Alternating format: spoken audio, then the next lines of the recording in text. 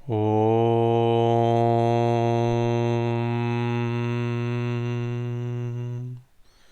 జగద్గురు శ్రీకృష్ణ పరబ్రహ్మణే నమః. మనం శివమానస పూజ గురించి చాలా విశేషాలు తెలుసుకుందాం. శివమానస పూజ ఎలా చేయాలి, శివమానస పూజ ఎందుకు చేయాలి, శివమానస పూజ ద్వారా మనం సాధించాలనుకున్న అత్యున్నత లక్ష్యం ఏమిటి, అసలు ఏ ఉద్దేశ్యంతో జగద్గురు ఆది శంకరాచార్యుల వారు మనకు ఈ శివమానస పూజా విధానాన్ని అనుగ్రహించారో అన్నీ మనం తెలుసుకున్నాం. ఇప్పుడు శివమానస పూజా శ్లోకాలు చూద్దాం.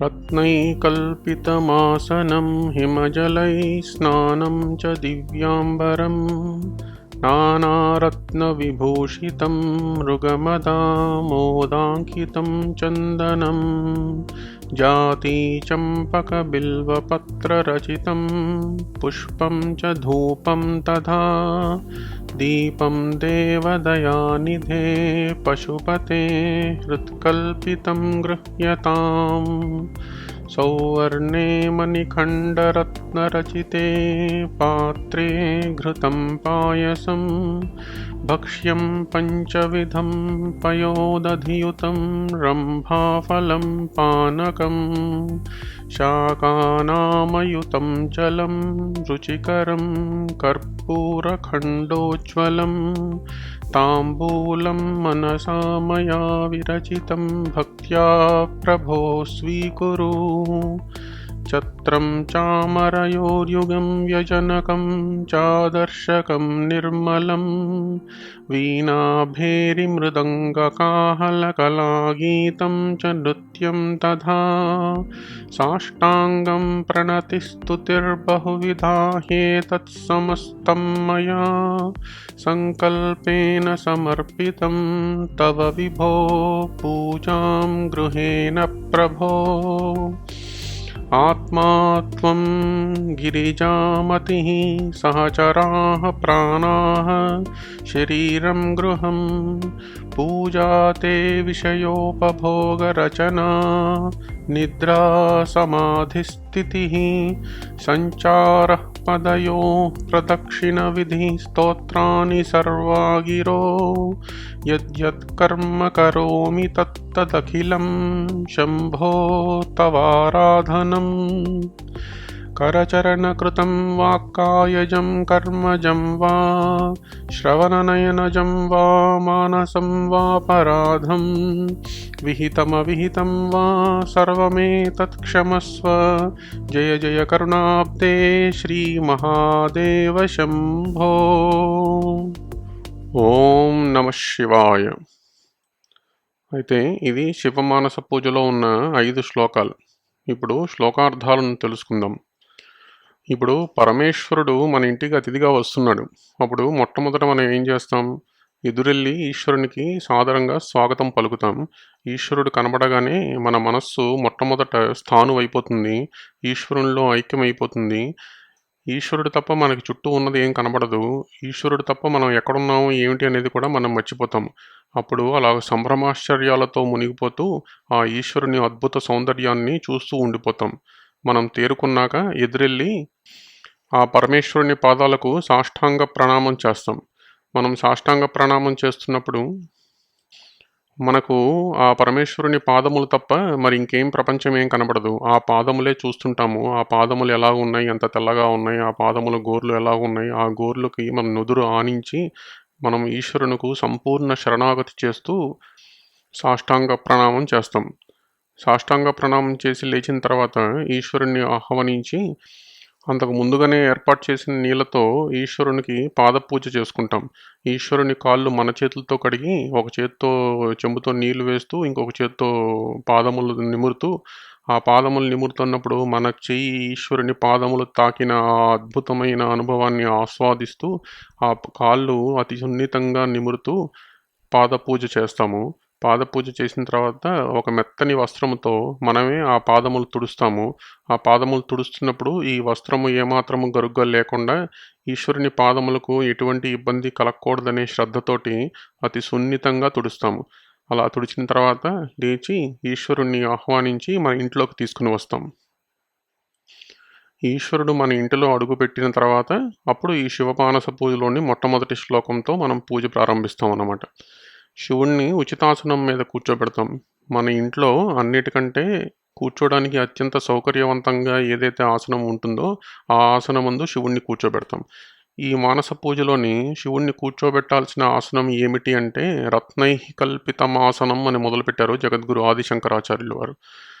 ఇక్కడ మనం ఒక విషయం అర్థం చేసుకోవాలి. శివుడు శ్మశానవాసి. శివునికి ఆడంబరములు కానీ రత్న వైఢూర్యములు కానీ ఇటువంటివేవి నచ్చవు. అవి అన్నీ విష్ణువుకు ప్రీతిపాత్రములు. విష్ణువు అలంకార ప్రియుడు. శివుడు భోలాశంకరుడు. హరిహరాద్వైతము అంటాము కదా, హరిహరులలో ఏమీ భేదము లేదు, వారిద్దరూ ఒక్కటే అని చెప్తుంటాం కదా. మరి ఎందుకు ఇలా ఒకరు అలంకార ప్రియుడని ఒకరు భోలాశంకరుడని ఎందుకు ఇలాగ వేరువేరుగా వర్ణిస్తుంటాము అంటే అది మనం పూజ చేసుకోవడానికి అనుగుణంగా ఈశ్వరుణ్ణి మనం ఆరాధించుకోవడానికి వీలుగా అలా నిర్దేశింపబడ్డాయి అన్నమాట. అంతేగాని మనం అలంకరించకపోతే విష్ణువుకు వచ్చిన నష్టం ఏమీ లేదు, మనం స్తోత్రము చేయకపోతే శివునికి వచ్చిన నష్టం ఏమీ లేదు. మానవులందరూ ఒక్కొక్కరు ఒక్కొక్క రకమైన అభిప్రాయాలతో ఒక్కొక్క రకమైన ఇష్టాయిష్టాలతో ఉంటారు. కాబట్టి వారందరికీ ఒకే ఈశ్వరుడు ఒకే పూజా విధానము బోధిస్తే ఒకరికి అందులో మనసు నిలవవచ్చు, ఇంకొకరికి మనసు నిలవకపోవచ్చు. అందుకని ఇన్ని రకాల దేవుళ్ళుగా, ఇన్ని రకాల పూజా విధానాలుగా, ఇన్ని రకాల ఆరాధనా మార్గాలుగా మనకు బోధింపబడ్డాయి. అందులో మన ప్రాథమిక స్వభావాన్ని అనుసరించి మనకు ఏ పూజా విధానంలోనైతే మన మనస్సు అందులో నిలుస్తుందో, ఏ ఈశ్వరుణ్ణి ఆరాధిస్తే అంటే ఈశ్వరుణ్ణి ఏ రూపంలో మనం ఆరాధిస్తే మన మనస్సు అందులో నిలుచుకుంటుందో ఆ రూపంలో ఆ పూజా విధానంలో మనం ఆరాధించుటకు వీలుగా ఇన్ని రూపములు, ఇన్ని నామములు, ఇన్ని పూజా విధానములు, ఇన్ని స్తోత్రములు ఏర్పడబడ్డాయి అన్నమాట. అంతేకాకుండా ఈ నామరూపములకు, ఆ పూజా విధానమునకు, ఆ మంత్రమునకు, ఆ మంత్రములలో పొందబరిచిన శక్తికి ఆ పూజా విధానంను అనుసరించి ఆ మంత్రములతో ఆ రూపమును ఆరాధించిన వారికి వచ్చే లాభములు వేరువేరుగా ఉండొచ్చు. కానీ అంతిమంగా ఈశ్వరుడు ఒక్కడే. ఈశ్వరుని కరుణా కృపా కటాక్షములు అందరి మీద ఒకటే. అయితే మనం శివమానస పూజలోకి వచ్చేద్దాం. ఈశ్వరుడు మన ఇంటికి వచ్చాడు. అతనికి ఎటువంటి ఆసనం ఇవ్వాలి అనే దానికి రత్నై కల్పితమాసనం అని చెప్పారు జగద్గురు ఆదిశంకరాచార్యుల వారు. రత్నములు, వజ్రవైఢూర్యములు, అలంకారములు ఇవేవి రుచించని ఈశ్వరునికి రత్నములు కల్పింపబడిన ఆసనం మీద కూర్చోబెడుతున్నాం. ఎందుకు రత్నై అనే దాంతో ప్రారంభించారు జగద్గురు ఆదిశంకరాచార్యులు అంటే ఒక కారణం ఏమిటంటే ఈశ్వరుణ్ణి మనం ఆరాధించే మార్గంలో ఈ శివమానస పూజా విధానంలో మనం ఈశ్వరుణ్ణి రకరకాలుగా ఆరాధిస్తాము. ఒకరోజు ఒక రకమైన ఆసనం మీద కూర్చోబెట్టవచ్చు, ఇంకో రోజు ఇంకో రకమైన ఆసనం మీద కూర్చోబెట్టవచ్చు. మనం ఏదో గొప్ప ఆసనం చూసినప్పుడు ఆహా రేపు ఈశ్వరుణ్ణి పూజ చేసేటప్పుడు ఈశ్వరుణ్ణి ఈ ఆసనం మీద కూర్చోబెడదామని మనం ఆలోచించవచ్చు. కాబట్టి ఈ మానస పూజా విధానంలో రోజుకు ఒక్కొక్క విధంగా ఈశ్వరుణ్ణి ఆరాధించడానికి వీలుగా, అందులో మన మనస్సు కుదురుకోవడానికి వీలుగా ఇలాగ వర్ణించారు జగద్గురు ఆదిశంకరాచార్యులు వారు. అంతేకాకుండా ఇక్కడ రత్నము ఆయన్ని సంబోధించింది మన మనస్సు. ఈశ్వరునికి సమర్పించవలసింది మన మనస్సు అనే రత్నాన్ని. ఈశ్వరుడు కూర్చోవలసింది మన మనస్సు అనే ఆసనం మీద. మన మనస్సే ఆసనంగా శివునికి సమర్పిద్దాం. మన మనస్సే పాదపీఠికగా శివుని పాదముల వద్ద సమర్పించుకుందాం. అలా ఎప్పుడైతే మన మనస్సు అనే ఆసనం మీద, మన మనస్సు అనే రత్నం వంటి ఆసనం మీద శివుడు ఆసీనుడవుతాడో, మన మనస్సు అనే పాదపీఠికమైన శివుని పాదం మోపబడుతుందో అప్పుడు మన మనస్సు పవిత్రమవుతుంది. మన మనస్సు దాని అత్యున్నత లక్ష్యమైన అనితర సాధ్యమైన ఆనందాన్ని మన మనస్సు అనుభూతం చెందుతుంది. కాబట్టి ఈ రత్నములు కల్పించిన అంటే రత్నములతోటి అలంకరింపబడిన ఆసనంలో శివుణ్ణి కూర్చోబెట్టాం. ఆ ఆసనం చుట్టూ రత్నములు ఉన్నాయి. చేతులు పెట్టుకునే దగ్గర, కూర్చునే దగ్గర అంతా మెత్తగా ఉంది. ఆ ఆసనం మీద కూర్చున్నాడు పరమేశ్వరుడు. పరమేశ్వరుడు ఆసనం మీద కూర్చున్న తర్వాత శివునికి అభిషేకం చేయాలి. శివుడు అభిషేక ప్రియుడు అని అంటారు కదా, అందుకని శివుడికి అభిషేకం చేయాలి. మరి శివుడికి అభిషేకం చేయడానికి దేంతో చేస్తాము? హిమజలై స్నానం. ఆ స్నానం హిమజలాలతో చేయాలి. పరమేశ్వర ఈ ఆసనంపై కూర్చో అని మనం చెప్పి శివుణ్ణి ఆసనం మీద కూర్చోబెట్టి అప్పుడు స్నానం చేయించడానికి మనం ఉద్యుక్తమవుతాం. కానీ అప్పుడు మనకు ఒక విషయం జ్ఞప్తికి వస్తుంది. శివుడు ఎటువంటి వాడు అని మనం తలుచుకుంటే ఒకసారి అనంత జలరాశి అయిన దివిగంగా భగీరథుని ప్రార్థన మీదకు భూమికి వస్తున్నప్పుడు ఆ గంగా ప్రవాహాన్నంతటినీ తన జటాజూటంలోని ఒక్క ముడిలో ఇముడ్చేసుకొని ఆ గంగ నుండి ఒక్క చుక్క నీరు కూడా నేల పడకుండా ఆపేశాడు శివుడు. అంత గంగను తన జటాజూటంలోని ఒక్క వెంట్రుకలో బంధించేసిన శివుడికి మనం ఈ చిన్ని లోటాతోటి ఏమి స్నానం చేయించగలం? అప్పుడు మనమే పరమేశ్వరుణ్ణి వేడుకోవాలి. పరమేశ్వర, నీ శక్తి అనంతము, నీ వ్యాపకము సర్వవ్యాపకత్వము. కాబట్టి నిన్ను స్నానం చేయించడానికో, నిన్ను అభిషేకం చేయడానికో నేనెంత వాడిని, నా చేతిలో ఉన్న ఈ నీరెంత? కానీ నా సామర్థ్యం ఇంతే. నాయందు దయచూపి, నాయందు నీకు గల అపారమైన కరుణతో ఈ నీటిని స్వీకరించి, ఈ నీటితో నీవు స్నానం చేయి పరమేశ్వర అని ప్రార్థించి, ఆ నీటిని పరమేశ్వరునిపై అభిషేకం చేయాలన్నమాట. ఇక్కడ పరమేశ్వరునికి మనం చేసే ఒక్కొక్క సేవలో మనం ఎంత సమయమైనా వెచ్చించవచ్చు. ఈ 5 శ్లోకాలు 5 నిమిషాల్లో చదివచ్చు. ఈ 5 శ్లోకాలతో చేసే పూజ 5 గంటల పాటు చేయొచ్చు.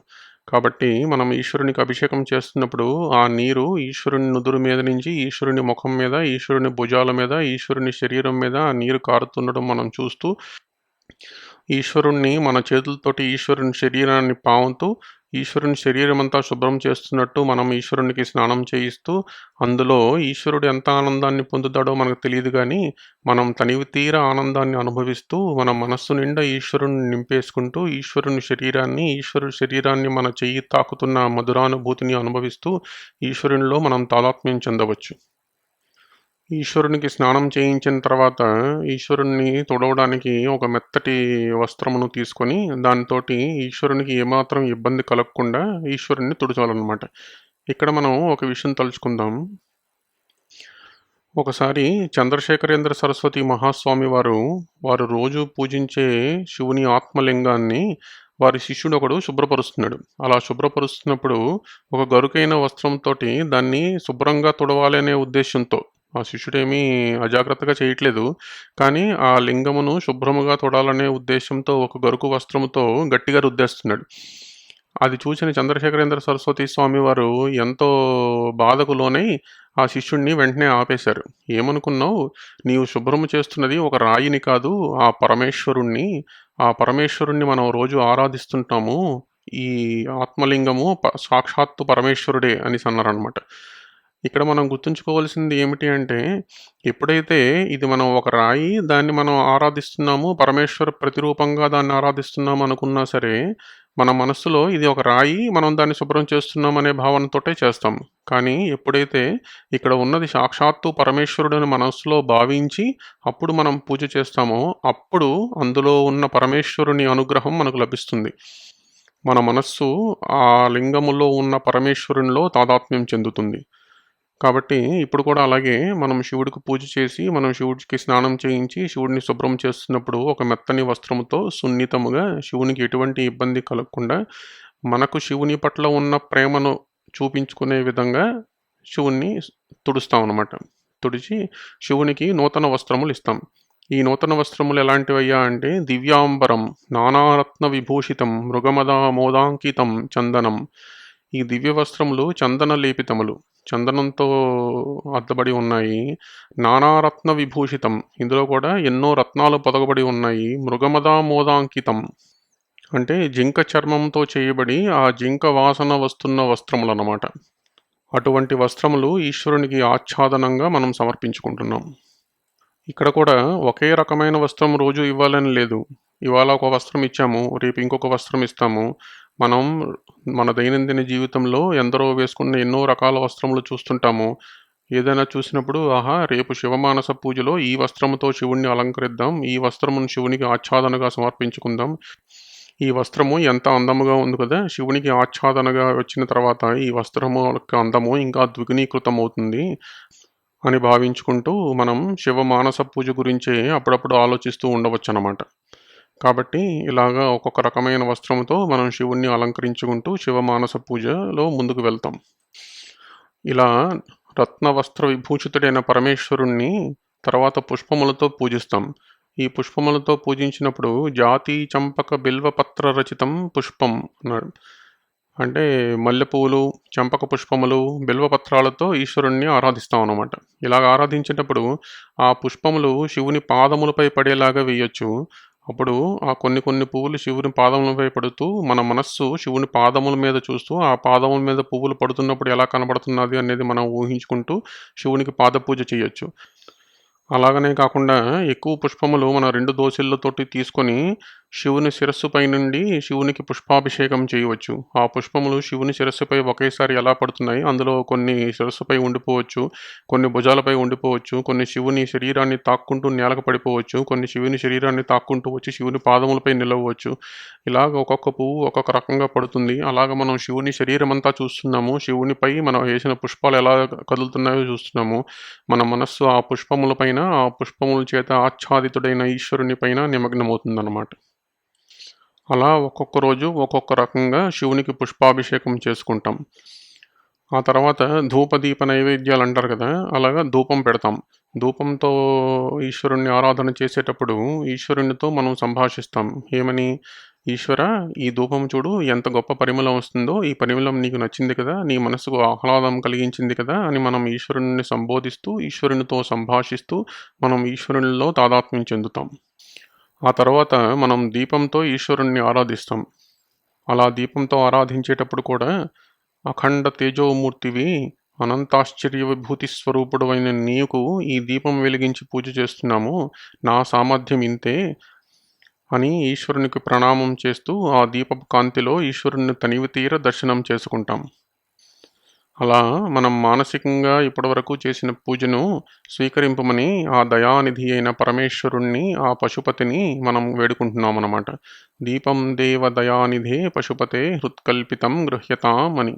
స్వామి స్వీకరించు నా పూజను అని. ఓం